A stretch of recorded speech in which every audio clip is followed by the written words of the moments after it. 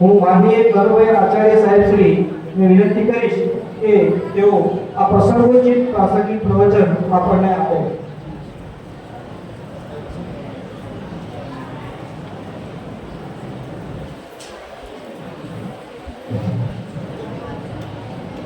આ મંચ ઉપર બિરાજમાન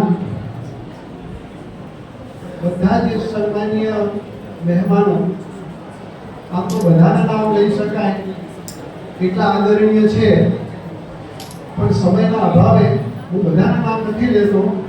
સન્માનીય મંચ અને આપ સર્વ સત્યના માર્ગ ઉપર ચાલી શકાય ખરું? અને ચાલી શકાય તો કેટલું ચાલી શકાય? ક્યાં સુધી ચાલી શકાય? એ પ્રશ્ન મને રામજીભાઈના જીવનમાંથી ઉદ્ભવ્યો. મેં લેખ કર્યો તો લેખની ઉપર સતને માર્ગે કેટલું ચાલી શકાય એમ લખ્યું હતું. રામજીભાઈ વિશે જો વાત કરવી હોય તો બે રીતે વાત કરી શકાય. પરિચય શું આપશો ફૂલોનો કે કેટલી પાંદડી છે? ફૂલનો પરિચય આપવો હોય 1 પાંદડી, 2 પાંદડી, 4 પાંદડી. રામજીભાઈનો પરિચય આપવો હોય તો 58 વર્ષ પહેલા શાળા શરૂ કરી, હજારો વિદ્યાર્થીઓને ભણાવ્યા, આટલી સંસ્થા ચાલે છે. આ બધું જે છે ને એ બાહ્ય પરિચય છે. અમારે તો એમના આંતરિક પરિચય સુધી જવું છે, અને આંતરિક પરિચય સુધી જતા તમારે બે વાત કરવી છે. બનાસકાંઠા જિલ્લામાં સ્વરાજ્યની જ્યારે લડત ચાલતી હતી ત્યારે બનાસકાંઠા જિલ્લામાં એની કોઈ ચેતના ન હતી. સ્વરાજની કોઈ સંકલ્પના પહોંચી જ ન હતી. ભારત આઝાદ થયો પછી બે પ્રકારના રાજકીય કાર્યકરો, એક કાર્યકરો એવા કે જે રાજકારણમાં ગયા, અને એક એવા પ્રકારના કાર્યકરો કે જેમણે ગામડામાં બેસી અને સ્વરાજની સંકલ્પના લોકો સુધી પહોંચાડી. રામજીભાઈ ગાંધી વિદ્યાપીઠમાં ભણ્યા એટલે એમને ગાંધીનો વિચાર આવ્યો. પણ રામજીભાઈ નાના હતા. મને બે પ્રશ્નો થાય છે એના જવાબ કદાચ કોઈ સાયકોલોજી જાણનારા મને આપે અથવા તો ઇતિહાસમાંથી જવાબ મળે. એક પહેલો પ્રશ્ન એ કે રામજીભાઈ નાની ઉંમરમાં ડીસામાં ભણવા ગયા. હાથમાં કે આઠમામાં ભણતા હતા. રામજીભાઈએ ગાંધીજીનું નામ સાંભળ્યું નથી. અહીંયા તો પાલનપુર નવાબનું શાસન ચાલતું હતું, સામંતશાહી વ્યવસ્થા હતી, ઉમટીઓ હતી. રામજીભાઈને ખબર નથી કે ગાંધી કોણ છે. ત્યારે એ ડીસામાં ભણતા હતા ત્યારે એક લોજમાં રહેતા હતા, અને એ લોજની અંદર એક મહારાજ હતા. એ મહારાજના માટલાને અડી જવાય. એ જમાનાની અંદર બ્રાહ્મણના રસોડામાં કોઈ જઈ ના શકે. એની કે ભાઈ માફ કરજો પણ મને આ ખબર છે, બ્રાહ્મણના રસોડામાં એક કણબીનો છોકરો કેવી રીતે આવે? તો મહારાજે માટલું ફોડી નાખ્યું અને એ નાનકડા છોકરાને જેમ તેમ બોલવા લાગ્યા. એ વખતે રામજીભાઈ જે નાનકડા છોકરાને એમ થયું કે મારું આટલું અપમાન મારે નથી ભણવું. આ ગાંધી વિચારની અમને ખબર નથી, પણ એક આંતરિક ચેતના હતી.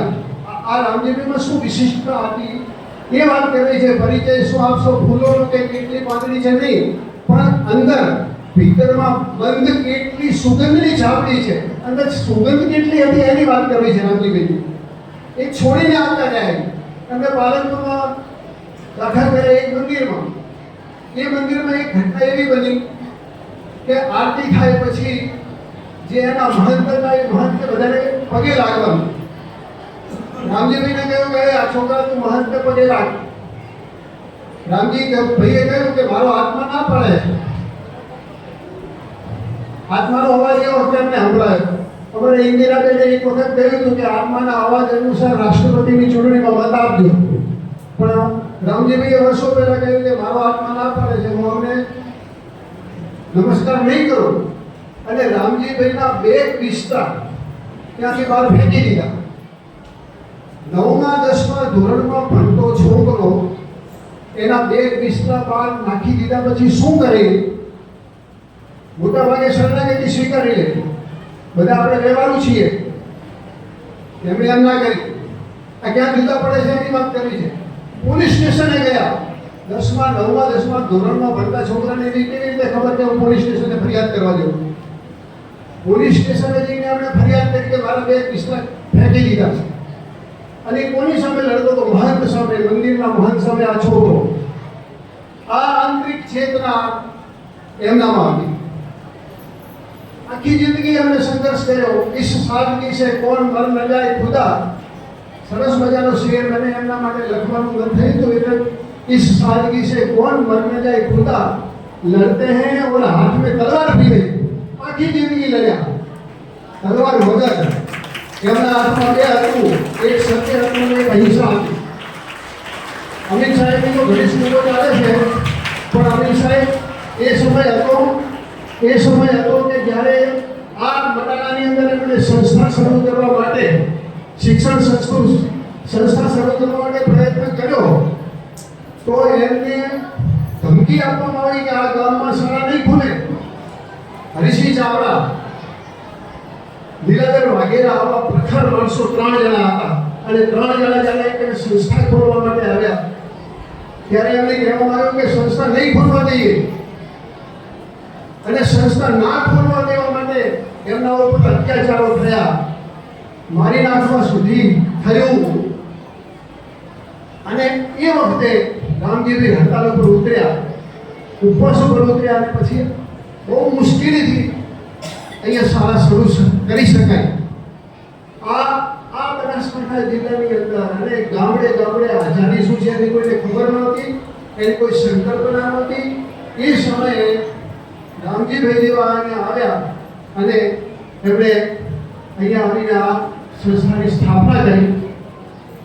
આજે જેમને આ સન્માન પુરસ્કાર મળી રહ્યો છે એ બંને ડૉક્ટરોને હું વંદન કરું છું. મારો દીકરો જ્યારે ડૉક્ટર બન્યો, અમારું વારાઈ ગામ બહુ મસ્કરું ગામ છે, ઘરે ઘરે બધા બિરબલ. એટલે મને કીધું કે તમારે તો લોટો છાપવાનું મશીન આવ્યું ઘરનું. ડૉક્ટર એટલે લોટો છાપવાનું મશીન એવું મને કહ્યું. એટલે આ તો બે મશીનો છે લોટો છાપવાના. પણ એમને कुछ लोग होते हैं जो नए रास्ते बनाते हैं. कंटकों के मार्ग पर भी वे फूल बिछाते हैं. जैसे कांटना मार्ग पर फूल बिछाया एवं बने धन्यवाद. धन्यवाद.